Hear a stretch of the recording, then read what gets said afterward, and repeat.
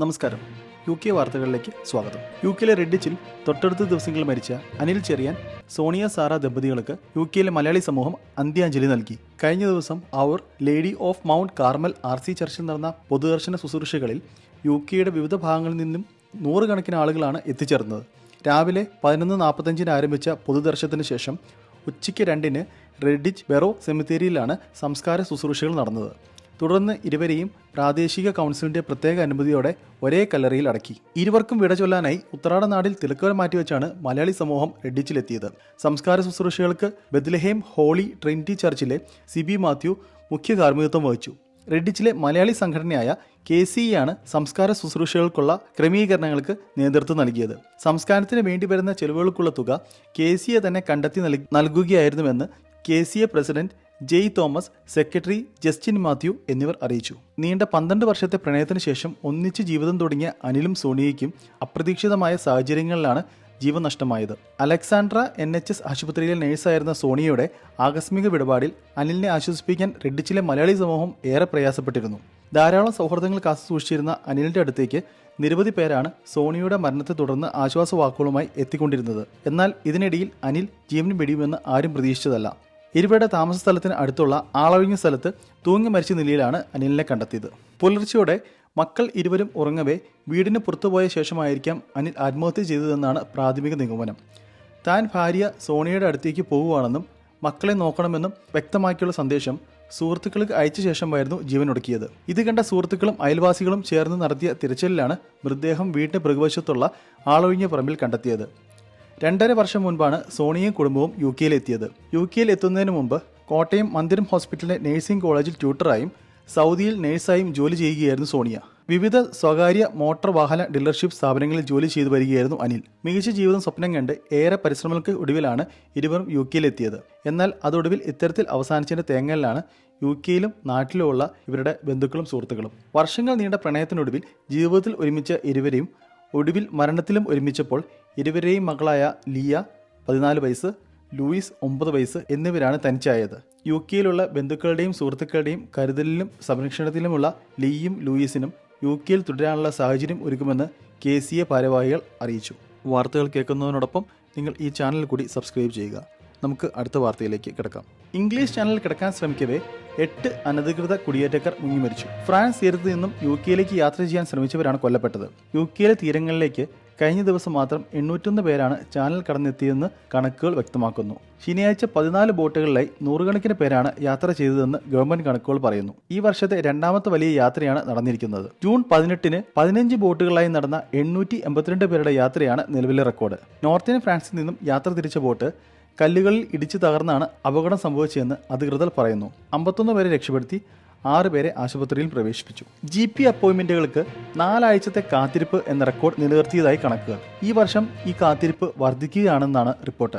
July വരെ 7 മാസങ്ങളിൽ GP അപ്പോയിന്റ്മെന്റുകൾക്ക് 4 അതിലേറെയോ ആഴ്ചകൾ കാത്തിരിക്കുന്നവരുടെ എണ്ണം 10.3 മില്യൺ ആയെന്നാണ് NHS ഡേറ്റ പരിശോധിച്ച ലിബറൽ ഡെമോക്രാറ്റുകൾ കണ്ടെത്തി. കഴിഞ്ഞ വർഷത്തെ അപേക്ഷിച്ച് 1.7 മില്യൺ കൂടുതലാണ്.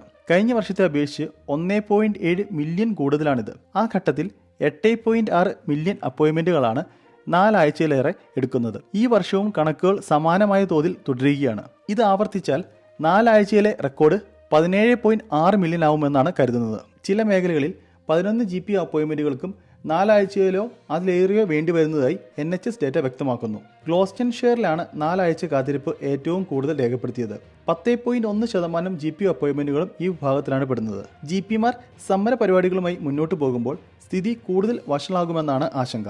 പ്രധാനമന്ത്രി കെയർ സ്റ്റാമർ പാർലമെന്ററി നിയമങ്ങൾ ലംഘിച്ചതായി റിപ്പോർട്ട്. പ്രധാനമന്ത്രിയാകുന്നതിന് മുമ്പും ശേഷവും ലോർഡ് അല്ലി സ്റ്റാമറുടെ ഭാര്യ ലേഡി വിക്ടോറിയ സ്റ്റാമറിന് വില കൂടിയ വസ്ത്രങ്ങളും ഒരു സ്വകാര്യ ഷോപ്പിനെ ഏർപ്പാട് ചെയ്യുകയും ചെയ്ത വെളിപ്പെടുത്തലിന് പിന്നാലെയാണ് അന്വേഷണം. ലേബർ പാർട്ടിയെ പിന്തുണയ്ക്കുന്നവർ നേതാക്കന്മാർക്കും പ്രധാനമന്ത്രിമാർക്കും സമ്മാനങ്ങളും സംഭാവനകളും നൽകാറുണ്ട്. ടൈംസ് റിപ്പോർട്ട് പ്രകാരം ലോർഡ് അല്ലി 19,000 പൗണ്ടിന്റെ വസ്ത്രങ്ങളും ഗ്ലാസുകളും പ്രധാനമന്ത്രിക്ക് നൽകിയിട്ടുണ്ട്. 200 മില്യൺ പൗണ്ട് ആസ്തിയുള്ള ലോർഡ് അല്ലി തെരഞ്ഞെടുപ്പിൽ സ്റ്റാമറിനായി 20,000 പൗണ്ട് ചെലവഴിക്കുന്നതായും റിപ്പോർട്ടിൽ പറയുന്നു. എന്നാൽ ന്യായീകരണവുമായി വിദേശകാര്യ സെക്രട്ടറി ഡേവിഡ് ലാമി രംഗത്തു വന്നു. പ്രധാനമന്ത്രിയുടെ വസ്ത്രങ്ങളുടെ ചെലവുകൾക്കായി UK സർക്കാർ പ്രത്യേകമായി ഫണ്ട് നൽകുന്നില്ല. ലോകവേദിയിൽ രാജ്യത്തെ പ്രതിനിധീകരിക്കാൻ നേതാക്കൾക്ക് വസ്ത്രം ഉൾപ്പെടെ കാര്യങ്ങൾക്ക് അലവൻസ് നൽകുന്നില്ല. UK വീണ്ടും കോവിഡ് ഭീതിയിൽ. പുതിയ വകഭേദം വൻ അപകടകാരി. UK അടക്കമുള്ള യൂറോപ്യൻ രാജ്യങ്ങൾ കോവിഡ് ഭീതിയിൽ. ജൂണിൽ ജർമ്മനിയിലാണ് കോവിഡിന്റെ അപകടകാരിയായ പുതിയ വകഭേദം കണ്ടെത്തിയത്. XEZ എന്ന പേരിലാണ് ഈ പുതിയ ജനിതക വകഭേദം അറിയപ്പെടുന്നത്. നിലവിൽ 3 ഭൂഖണ്ഡങ്ങളായി 15 രാജ്യങ്ങളിലാണ് ഈ വകഭേദം കണ്ടെത്തിയിട്ടുള്ളത്. തണുത്ത കാലാവസ്ഥ ഉടലെടുക്കുന്നതനുസരിച്ച് കടുത്ത പ്രകടനശേഷിയുള്ളതായി പുതിയ വകഭേദങ്ങൾ മാറുമെന്ന് ശാസ്ത്രജ്ഞന്മാർ മുന്നറിയിപ്പ് നൽകി കഴിഞ്ഞു. XEZ ഇപ്പോഴും ലോകമെമ്പാടും വ്യാപിച്ചുകൊണ്ടിരിക്കുകയാണ്. കോവിഡിന്റെ പുതിയ വകഭേദങ്ങൾ പടർന്നു പിടിക്കുകയാണെങ്കിൽ അത് ഏതൊക്കെ ആരോഗ്യകരമായ പ്രത്യാഘാതങ്ങൾ ഉണ്ടാക്കും എന്ന ആശങ്ക ശക്തമായിരിക്കുകയാണ്. കോവിഡിന്റെ പുതിയ വകഭേദങ്ങൾ പടർന്നു പിടിക്കുകയാണെങ്കിൽ അത് എന്തൊക്കെ ആരോഗ്യകരമായ പ്രത്യാഘാതങ്ങൾ ഉളവാക്കും എന്ന ആശങ്ക ശക്തമായിരിക്കുമ്പോഴാണ് പുതിയ വെളിപ്പെടുത്തൽ. ജർമ്മനി, നെതർലാൻഡ് എന്നിവയുൾപ്പെടെ XEZ റിപ്പോർട്ട് ചെയ്യപ്പെടുകയും അത് അതിവേഗം പടർന്നു പിടിക്കുകയാണെന്നും ഡോക്ടർ ഹെഡ്സൺ പറഞ്ഞു. ഉയർന്ന തോതിൽ ശരീരോഷ്മാവ് കൂടുകയും തുടർച്ചയായ ചുമ, രുചിയോ മണമോ അറിയാത്ത അവസ്ഥ, ശ്വാസതടസ്സം, ക്ഷീണം എന്നിവയാണ് XEZ ബാധിച്ചവരുടെ രോഗലക്ഷണങ്ങൾ. കൂടാതെ തലവേദന, തൊണ്ടവേദന, മൂക്കടപ്പ് തുടങ്ങിയ സാധാരണ ജലദോഷത്തിന്റെ രോഗലക്ഷണങ്ങളും ഇവർക്ക് വരാം. UKയിലും കോവിഡ് ബാധിച്ചവരുടെ എണ്ണം കൂടുന്നത് ആരോഗ്യമേഖലയിൽ ആശങ്ക സൃഷ്ടിച്ചിട്ടുണ്ട്. രാജ്യത്ത് ഓരോ ആഴ്ചയിലും 4.3% വർധനവ് ഉണ്ടാകുന്നു എന്നാണ് കണക്കുകൾ കാണിക്കുന്നത്. ജയിലിൽ നിന്ന് പുറത്തിറങ്ങി 1 മണിക്കൂറിനുള്ളിൽ ലൈംഗിക അതിക്രമം, 31കാരൻ ഒളിവിൽ. ഭയപ്പെട്ടത് സംഭവിക്കുന്നു. ജയിലുകൾ നിറഞ്ഞതിന് പിന്നാലെ തടവറയിൽ നിന്ന് മോചിക്കപ്പെട്ട ക്രിമിനലുകൾ നിയമം കയ്യിലെടുത്തു തുടങ്ങി. ജയിൽ മോചിതരായ സ്ഥിരം കുറ്റവാളികളായ 31കാരൻ പുറത്തിറങ്ങി 1 മണിക്കൂറിനുള്ളിൽ തന്നെ ലൈംഗിക അതിക്രമം നടത്തി. ജയിലിൽ നിന്ന് റെയിൽവേ സ്റ്റേഷൻ വരെ കാറിൽ ലിഫ്റ്റ് നൽകിയ വനിതാ ജയിൽ ഓഫീസർക്ക് നേരെയാണ് ആക്രമണം നടത്തിയത്. സർക്കാരിന്റെ പുതിയ പദ്ധതി ജനസുരക്ഷയ്ക്ക് വെല്ലുവിളിയായിരിക്കുകയാണ്. SDS 40 എന്നറിയപ്പെടുന്ന പദ്ധതിയിൽ ശിക്ഷ കാലയളവിന്റെ 40% പൂർത്തിയാക്കിയവരെയാണ് മോചിപ്പിച്ചത്. ജയിലിലെ തിരക്ക് മൂലം ശിക്ഷാ കാലാവധി പലർക്കും കുറച്ചു. പിന്നാലെയാണ് ലൈംഗിക അതിക്രമം. ജയിൽ മോചിതരായ ഇയാൾ രാവിലെ 10:30 ഒരു ഓപ്പറേഷൻ സപ്പോർട്ട് ഗാർഡിന്റെ അകമ്പടിയോടെ സിറ്റിംഗ് ബോൺ സ്റ്റേഷനിലേക്കുള്ള ഒരു പൂൾ കാറിൽ കയറിയത്. ഈ യാത്രക്കിടയിലാണ് ഇയാൾ ഗാർഡിനെ ആക്രമിച്ചത്. കാറിൽ നിന്നിറങ്ങിയ ഈ അക്രമി എവിടെയുണ്ടെന്ന് ഇതുവരെയും വ്യക്തമല്ല. സ്റ്റേഷനിൽ വാഹനം നിർത്തിയ ഉടൻ തന്നെ അയാൾ ഇറങ്ങുകയും തത്സമയം അവിടെ എത്തിയ ലണ്ടനിലേക്കുള്ള ട്രെയിനിൽ കയറി രക്ഷപ്പെടുകയും ചെയ്തു. പല കുറ്റങ്ങളും റിപ്പോർട്ട് ചെയ്യുന്നില്ലെന്നും അക്രമങ്ങളിൽ പങ്കാളിയാകുന്നുവെന്നും റിപ്പോർട്ടുണ്ട്. എന്തായാലും തടവുകാരെ മോചിപ്പിച്ചിട്ടുള്ള നടപടി സർക്കാരിന് വലിയ തലവേദനയായിരിക്കുകയാണ്. ഈസ്റ്റ് ലണ്ടനിൽ 30 വയസ്സ് പ്രായം തോന്നിക്കുന്ന ഒരു സ്ത്രീയെ കുത്തിക്കൊലപ്പെടുത്തി. സംഭവത്തിൽ ഒരു സ്ത്രീ കൊലപാതക കുറ്റത്തിന് അറസ്റ്റിലായി.